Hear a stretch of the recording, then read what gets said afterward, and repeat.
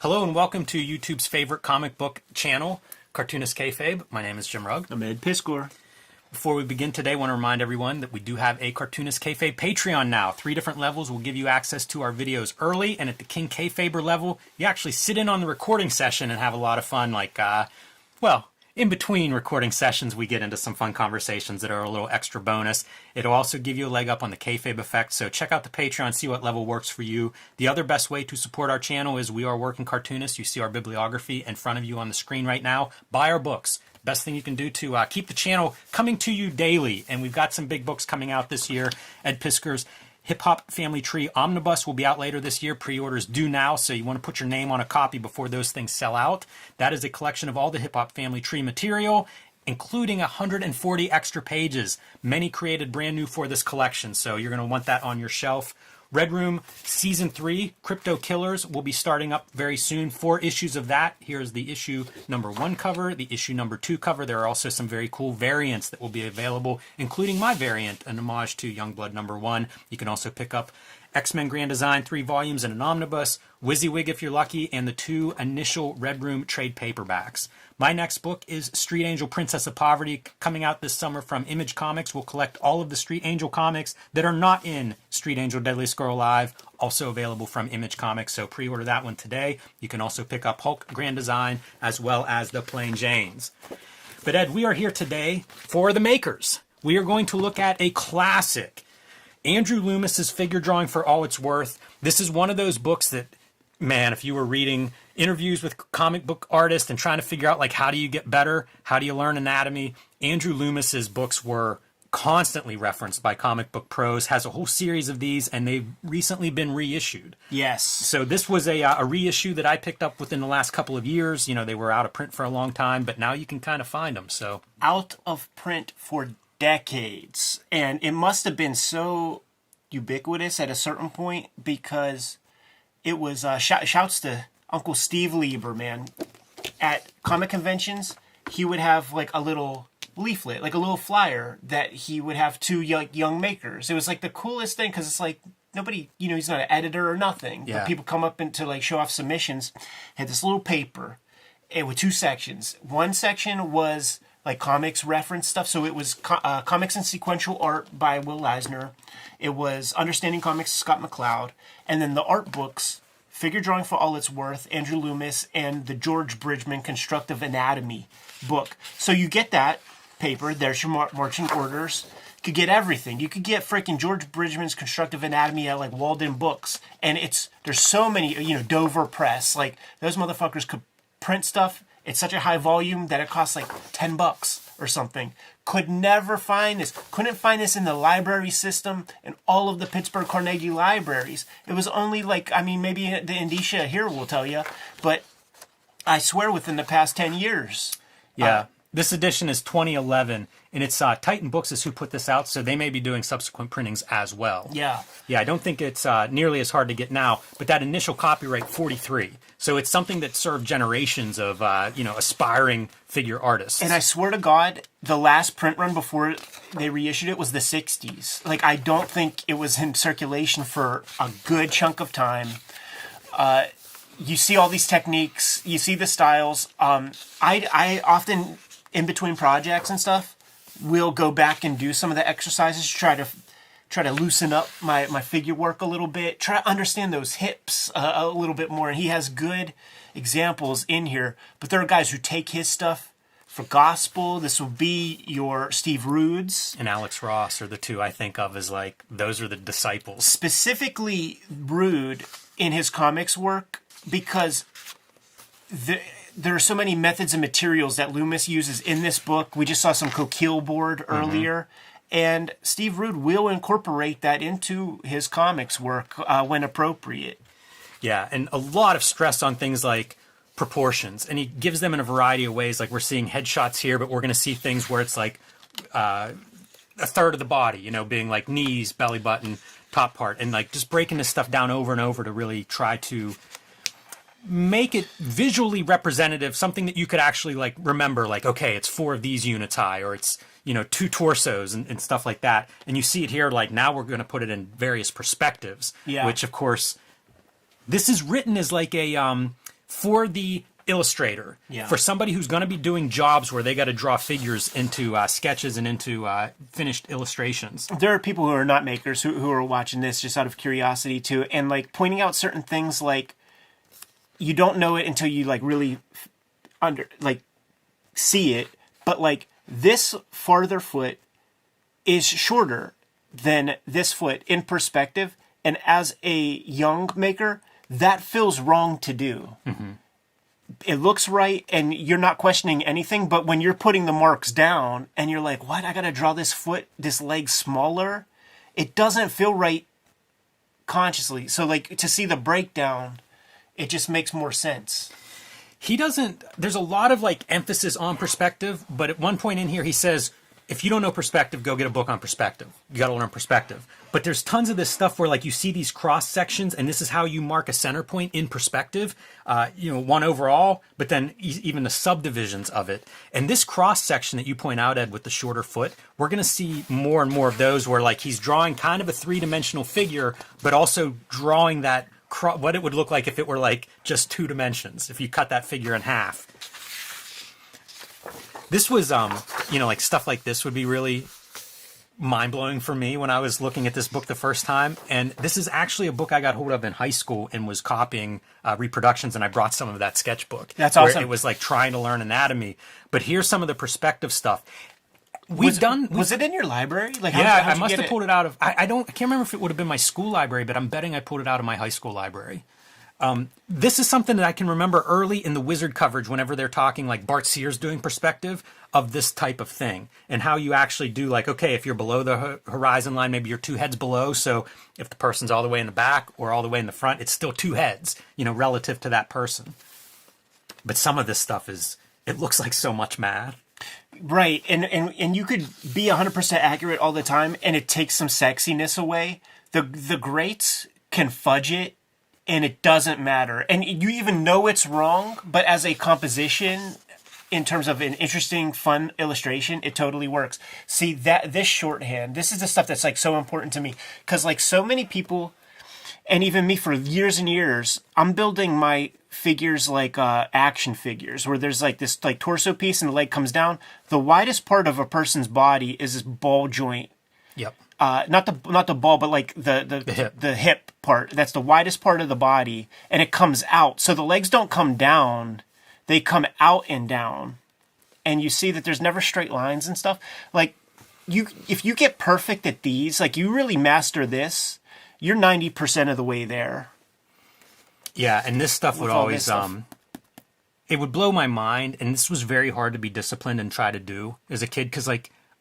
I'm looking at finished drawings. Like, right, that's what you want to draw, but yeah. it's like, this is the stuff, if you can learn to do this, like you see this figure dancing around, very tough. It's the stuff like when you go to a life drawing class, I like to go to the Center for the Arts and do that stuff. And you do the 10-seconders, the 30-seconders, and like you just breeze because it's about proportion and gesture. And like you see how so many people, like with what you were just saying about the finish, like they just noodle and are stressed.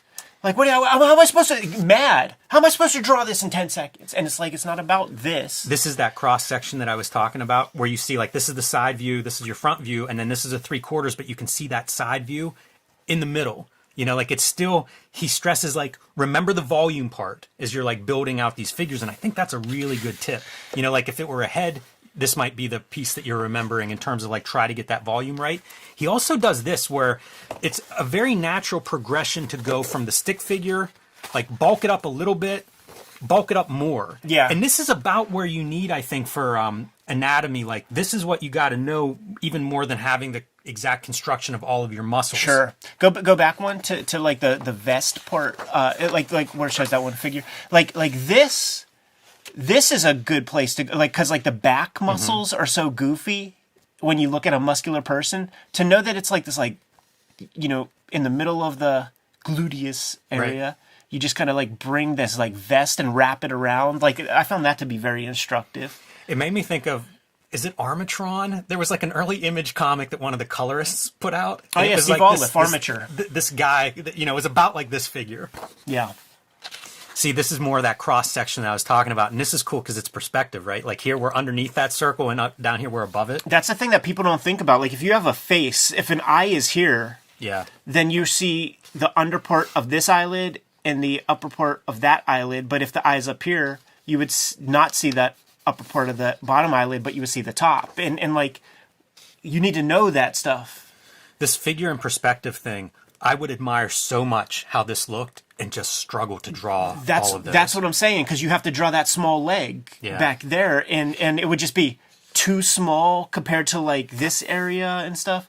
This is one of those that I think of as new cartoonists. You'll see a lot of flat figures, and that would always be a mark of like really kind of like a Marvel DC guy who's like, oh yeah, they understand figure work well enough to at least give it this dynamic perspective version. And then like this stuff kind of blows my mind.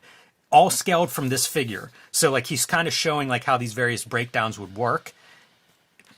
Pretty complex stuff. Right. And this is the shit that you might see as a kid and go, it's hopeless. Like there's no way I'm going to get to be a cartoonist because I don't even understand this. And the truth is you don't need it.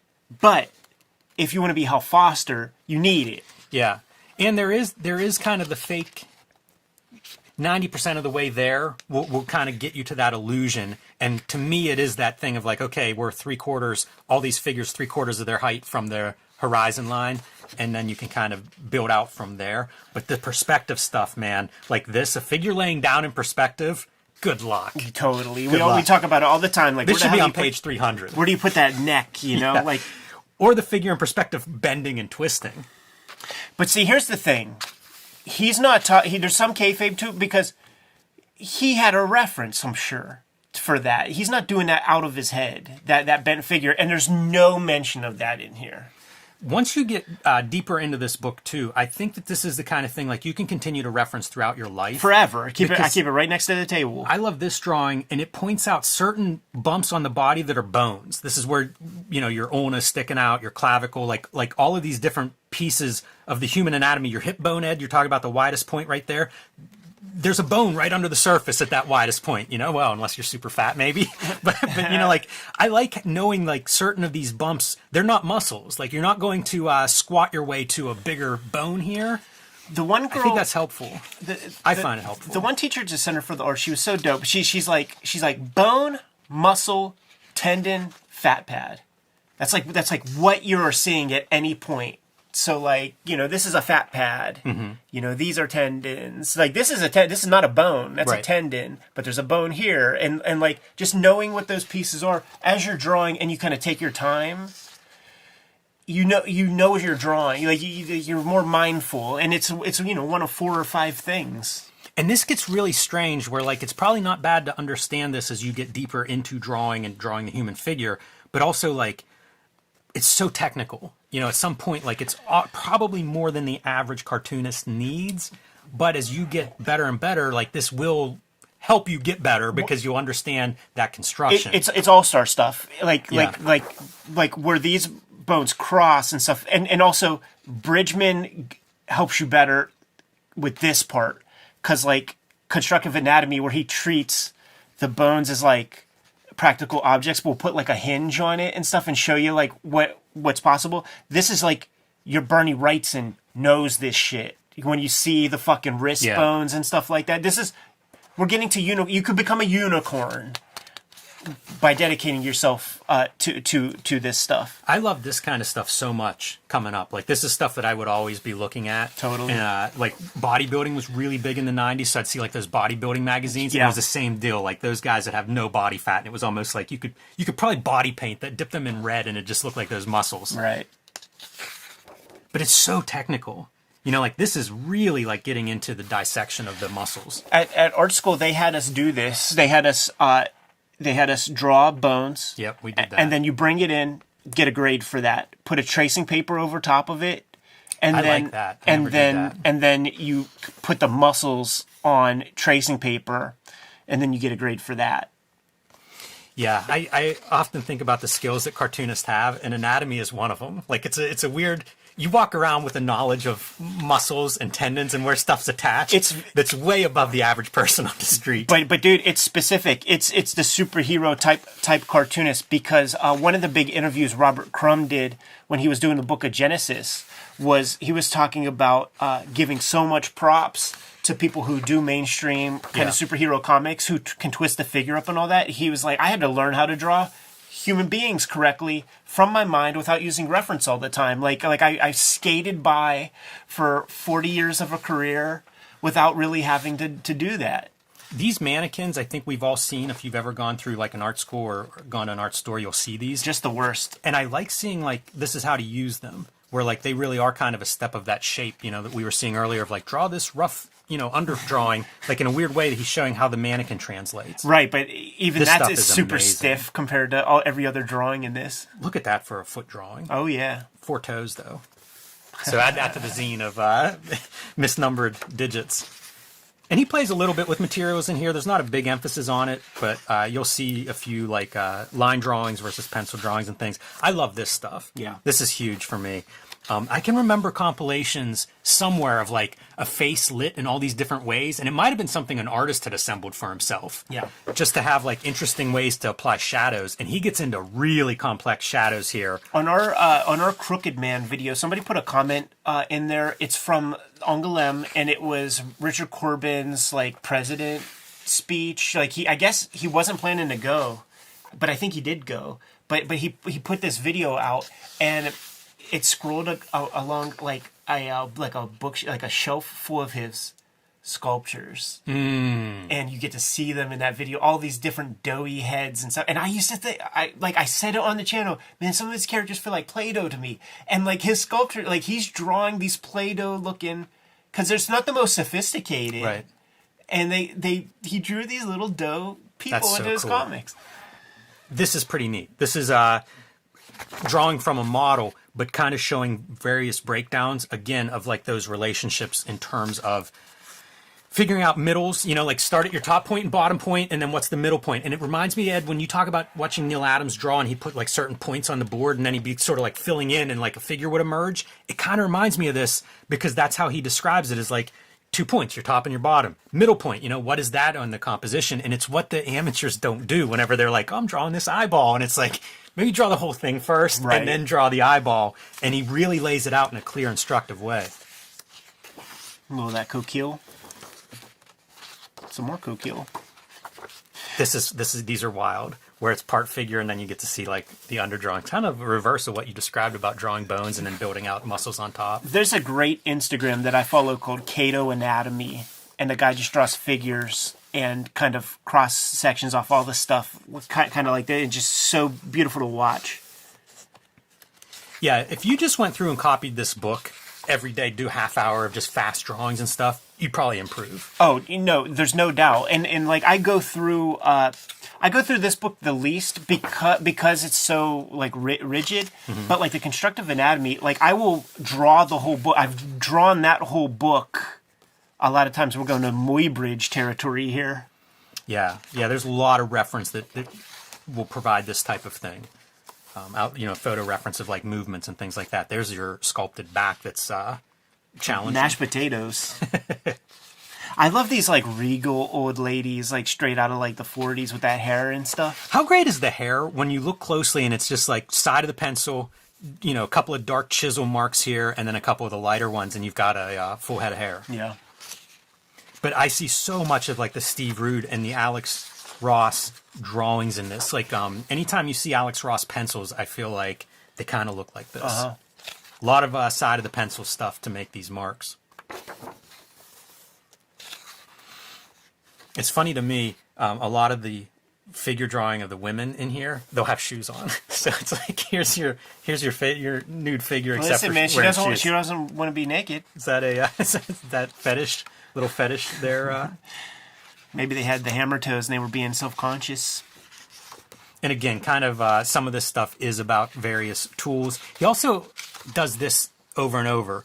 Typical problem, and it'll be almost like an art director is giving you an assignment and then talking about how this applies to some of that, where it'd be like, okay, you're going to rough this figure in, but then you would hire the model if the client chooses this or that sketch. Then you go to the actual having a model reference in the next step. Yeah, and we looked at like process stuff from Killing Joke, where Brian Bolland, like his roughs are what you would consider to be like a monthly Batman artist looking piece of art. Yeah. And then he's going to take that piece of art, he's going to shoot some photos of himself in different positions, and he's going to elevate that to be that very rigorous Brian Bolland artwork. He mentions this Prismacolor black Color pencil. Yeah, and he says doesn't smudge. So if you're doing like the pencil drawings, and we've looked at videos recently of penciled comic books that are reproduced from pencils, and it's like, why isn't that all smudged? Or you're doing that on a light box, like how do you get it that clean? Maybe the tool. Yeah, that's something that I hadn't seen before, and he calls it out specifically. Yeah, and that's what they would want us to use on that Coquille board. It's called stipple paper now. Like you could go on Amazon and like search stipple paper and get that kind of. I love these because they're ink pen sketches. Did you do any were you doing figure drawing in ink when you were there? No, because like what we really had to do, man, was loosen up, and you just could be looser with that pencil because everybody was so stiff. So kids are stiff. Reclining poses. This to me says volume and gravity. And we looked at that Steve Rude Artist Edition not too long ago. And one of my takeaways, and I don't think we said it on camera, was he does weight. Mm-hmm. Like it really feels like those characters are being pulled down by gravity. And it's something that, I mean, that's the next level to me. Because I think of comic book artists as really good figure artists. But then once you start applying gravity, like you're really going to that A+ level. So hard, man. So hard. Doesn't look like it should be, right? Just memorize that. Seems like that shouldn't be impossible, but boy, it's a challenge.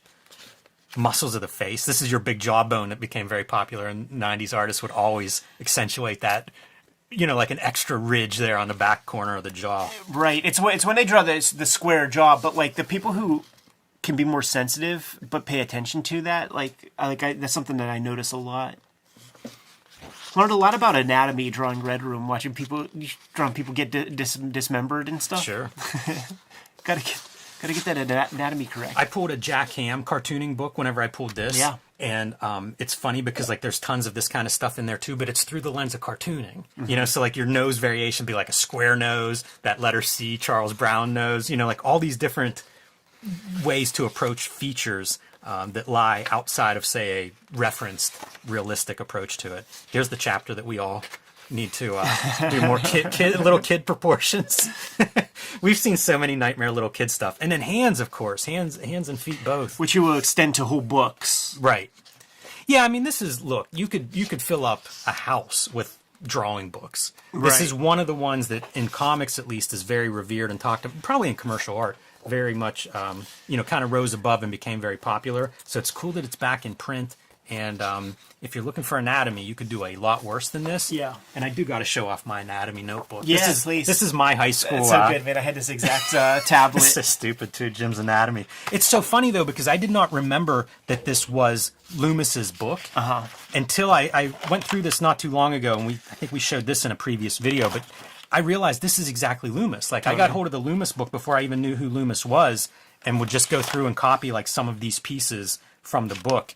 And you can kind of see how impatient I am, because this should have been books of this kind of stuff. But instead, like, I'm doing stupid action comic moments. It's just, it's what's so funny, too, is this is such poor paper. Because, I had this exact kind of tablet, and you can't ink on this, and... The elbow is never straight and stiff. Also taking notes as I go through. Hey, man, it's fucking genius. It's so smart. Even calling out, like, the bones and stuff.